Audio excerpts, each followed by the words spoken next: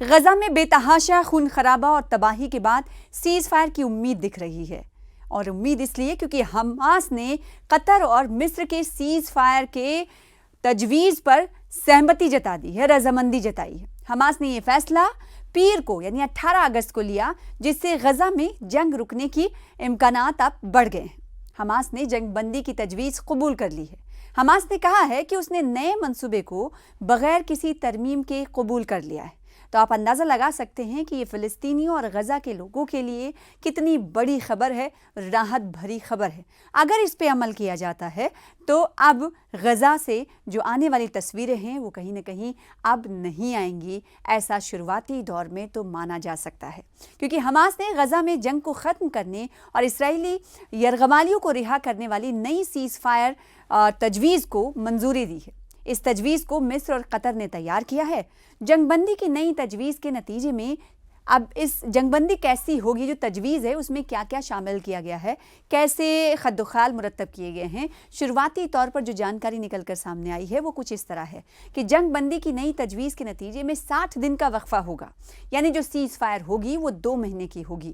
60 دنوں تک cease fire کے حوالے سے تجویز کو حماس کی طرف سے ہری جھنڈی دکھائی گئی ہے۔ اس وقفے کے دوران یعنی اس 2 مہینے کے انترال کے دوران کم از کم 10 زندہ اسرائیلی یرغمالیوں کو رہا کیا جائے گا، اور جن کے ساتھ متعدد لاشیں ہوں گی جو یرغمال کی گئی ہوں گی۔ یہ معاہدہ ہوگا، یعنی 60 دنوں کے اندر 10 یرغمالیوں کو حماس کے قبضے سے رہا کیا جائے گا، اس تجویز میں شامل کیا گیا ہے۔ اور جو حماس کے قبضے میں جو لاشیں ہیں اسرائیلیوں کی، حالانکہ ان کے تعداد کے حوالے سے ابھی نہیں کہا گیا ہے کہ جب یہ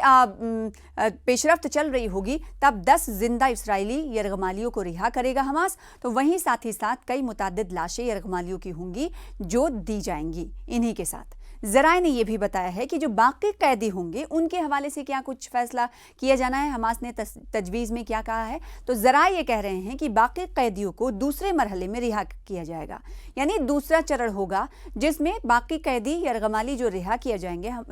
گے حماس کے قبضے سے، وہ پیش رفت جاری رہے گی دوسرے مرحلے کے تحت، اور اس کے فوراً بعد بڑے معاہدے کے لیے مذاکرات شروع ہوں گے۔ یہیں پر یہ تمام چیزیں نہیں رکیں گی، بڑا معاہدہ ہوگا کرنے کے لیے مذاکرات یعنی بات چیت شروع ہوگی تاکہ تنازع کا مستقل خاتمہ ممکن ہو سکے۔ دیکھیے شروعات ہو رہی ہے، شروعات اچھی ہو رہی ہے، خون خرابہ نہیں ہوگا، کیونکہ حماس کی طرف سے اس حوالے سے تجویز کو منظوری دینا بڑی بات ہے، اور بڑی بات اس لیے اب دیکھنا یہ ہوگا کہ اس پر عمل کرتے ہوئے، کیونکہ جب مذاکرات کے میز تک دونوں ممالک پہنچیں گے ثالثی کے تحت یہ جب مذاکرات ہوں گی تو ظاہر سی بات ہے مذاکرات میں امن کے خواہاں لوگوں کی طرف سے اس تنازع کو ختم کرنے کی کوششیں کی جائیں گی تاکہ جو تنازع ہے اس کا مستقل خاتمہ کیا جا سکے، ممکن ہو سکے، جس میں بین الاقوامی ضمانتیں شامل ہوں گی۔ اسرائیل نے حالانکہ اب سوال یہ اٹھ رہا ہے کہ اسرائیل کی طرف سے جب حماس نے رضامندی ظاہر کی ہے، تجویز کو قبول کر لیا ہے، تو آخر اسرائیل کیا کہہ رہا ہے یہ بھی جان لینا بہت ضروری ہے۔ اسرائیل نے ابھی تک اس معاہدے پر رد عمل ظاہر نہیں کیا ہے۔ فلسطینی حکام کے مطابق توقع ہے کہ ثالث یعنی میڈیٹر باضابطہ معاہدے کا اعلان کریں گے اور جنگ بندی مذاکرات کی بحالی کی تاریخ طے کریں گے۔ وہیں امریکی مداخلت ابھی تک ایک طویل مدتی فائر بندی حاصل کرنے میں ناکام رہی ہے۔ یہاں پر یہ ذکر کرنا ضروری تھا کیونکہ آپ نے دیکھا ہوگا کہ پچھلے دنوں گزشتہ مہینے امریکہ کے صدر کی طرف سے، پریزیڈنٹ کی طرف سے، ڈونلڈ ٹرمپ کی طرف سے سوشل میڈیا کا سہارا لیتے ہوئے کہا گیا تھا کہ دونوں ملک جس میں اسرائیل اور ساتھ ہی ساتھ فلسطین کا حماس، دونوں جنگ بندی کے معاہدے کے حوالے سے رضامند نظر آ رہے ہیں۔ یہ کہنا تھا ڈونلڈ ٹرمپ کا، جس پر اسرائیل کی طرف سے حامی جتائی گئی تھی۔ تو وہیں حماس کی طرف سے 2 ٹوک انداز میں کہا گیا تھا کہ پہلے ہم اس تجویز کو پڑھیں گے، پھر اس کے بعد ہم بتائیں گے کہ ہم نے اس تجویز کو قبول کی یا نہیں کی، یعنی سیز فائر معاہدے کی۔ انہوں نے کہا تھا کہ ابھی تک حماس کی طرف سے کہا گیا تھا کہ وہ آنے والے وقت میں بتائیں گے اور ہماری شرطوں پر ہم اس بات چیت کی میز تک آئیں گے، مذاکرات تک آئیں گے اور سیز فائر کے حوالے سے کوئی فیصلہ لیں گے، ہم یہ سوچیں گے، حماس کی طرف سے کہا گیا تھا۔ تو اس لیے اس ضمن میں یہ کہنا صحیح، کہیں نہ کہیں بہت حد تک صحیح کہ امریکی جو مداخلت تھی وہ طویل مدتی فائر بندی معاہدے کو حاصل کرنے میں ناکام رہی۔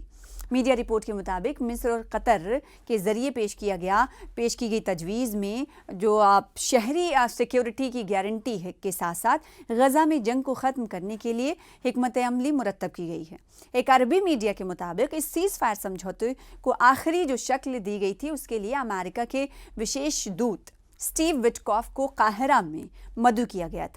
کیا جائے گا، اور اس سمجھوتے کو لے کر قطر کے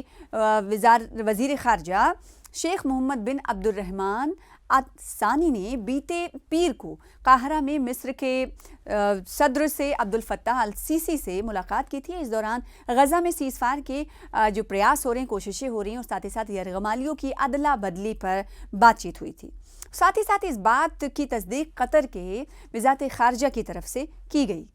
غورطلب ہے کہ اسرائیل پچھلے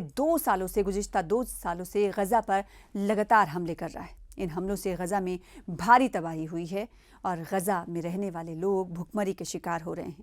اسرائیلی حملوں میں 60,000 سے زیادہ غزہ کے لوگوں کی اب تک موت ہوئی ہے، جن میں سب سے زیادہ خواتین اور بچے شامل ہیں۔